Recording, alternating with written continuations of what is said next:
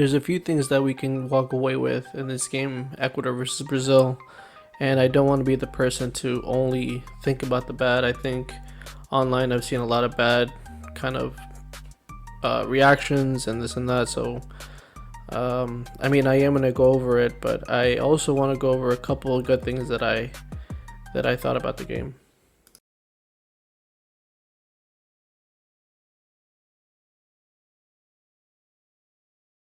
And before I get into the actual game of the good and the bad, I do see a lot of people making the case that this is the game that settled it and we should stay in Guayaquil or we should go back to Quito. And I personally don't think that this is the game that settles it. I think that while we had the support, while we had the fans out, it was a packed stadium. I don't know if maybe this game would be packed versus Bolivia or versus a weaker team. I think that maybe the fact that it was Brazil kind of pushed the fan base to kind of make that effort to go to the stadium. And second, we didn't get the result that we wanted. It was a tie, and that's not to say that if we played in Quito we would have won, but if we're going to make the case to stay in Guayaquil, we should be seeing the results. And I understand that we didn't have strikers this game because of injuries, but that again is another reason why that this game doesn't settle it. We should have a full squad and then determine, okay, we had our strikers, we had everybody that we needed, and things either worked out or they didn't. I'll start by addressing a couple of negative points that I saw from the game, and I'll start with the biggest elephant in the room, the fact that we don't have strikers. And this sucks because we don't have strikers because of the manager. He decided to not call up who he's supposed to, and he decided to stick and call up the injured players, the players that he knew for a fact he was really risking to not have. And it sucks because when he's asked about this, he thinks that he can kind of tap dance around it with just saying, oh, that's pregunta número 10. And I don't know, like that, for me at least, I see that kind of disrespectful, because you think that we're dumb enough to just play, oh, he just doesn't want to address the players that aren't here. Well, they're not here because you haven't called them. They're not here because you wanted to be stubborn enough and just stick with your own clique. So that's thing number one. But I should say though that I think he is pretty good in managing a game with what he has at that moment, because if you consider the fact that our attackers are injured, I still think he played a very good formation with a very good tactical approach with what he had today. For my next negative, I don't think that Nilson Angulo should have stayed on the field as long as he did. I think that starting him was a good idea, giving him playing time was a good idea, and I think that he deserves it, he earned it. I'm a fan of his, but it's clear that he still needs a lot of exposure to the international stage, and I hope that eventually the manager gives him the consistency with the call-ups that he needs, because he is a player that's going to be very good for us in the future. But I think that I didn't see the Nilson Angulo that maybe a lot of people saw online. Online, I see a lot of people were very happy with his performance and very excited for what he did today. But for me, I think he did very well in making himself available for his teammates. As we moved up and went down the field, he was always an option to play out wide.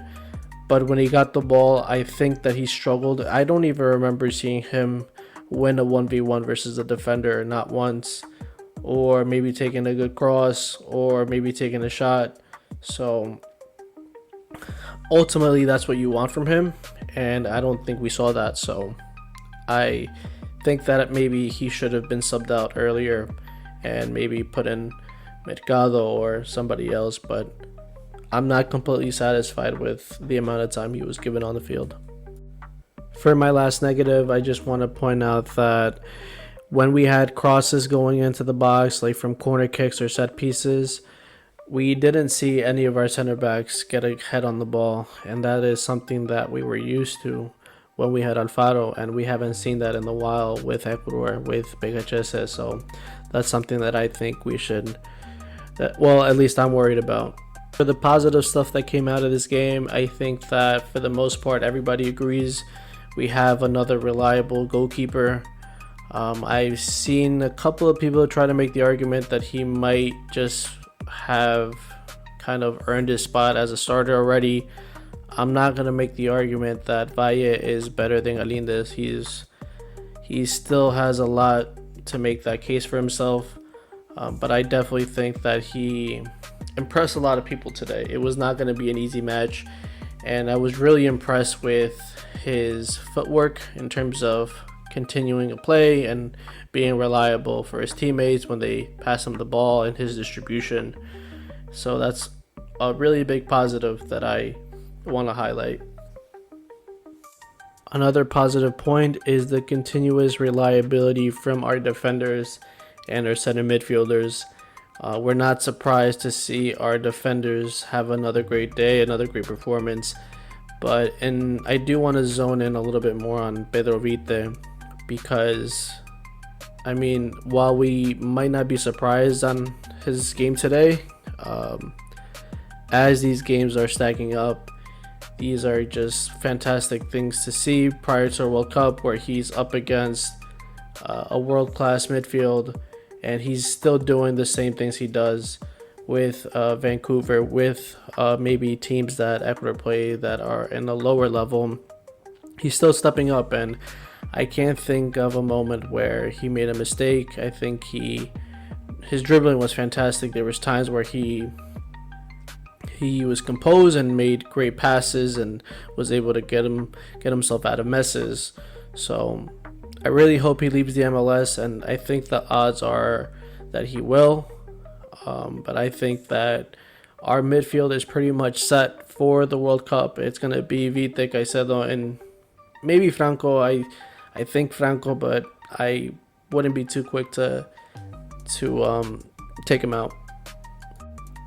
For my last positive, I'm going to point out BHS's strength, and that is to make the best tactical game with what he has. And while I think he shoots himself in the foot with not having the players that he probably should, I think considering who he had available today, we played a fantastic tactical game, and specifically with Franco, because I know a lot of people were thinking, oh, he's playing too high up, or he shouldn't be there. What is the manager thinking?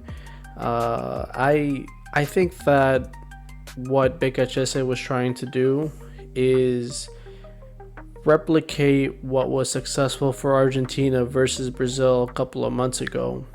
Because if you remember that match, Argentina played a very high pressure line on the Brazilian defense that from the moment that they started with the ball in the back, they had difficulties to kind of come out. So I think that the manager played Franco with that idea in mind, and I think that Franco was very successful from the defensive standpoint in pressuring the Brazilian defenders very high up. There's definitely a lot more that can be said from the negative and the positive, but I'm going to leave it at that for now, and let's see what happens versus Peru. I think that our biggest hope will be that Ener Valencia is available for that game.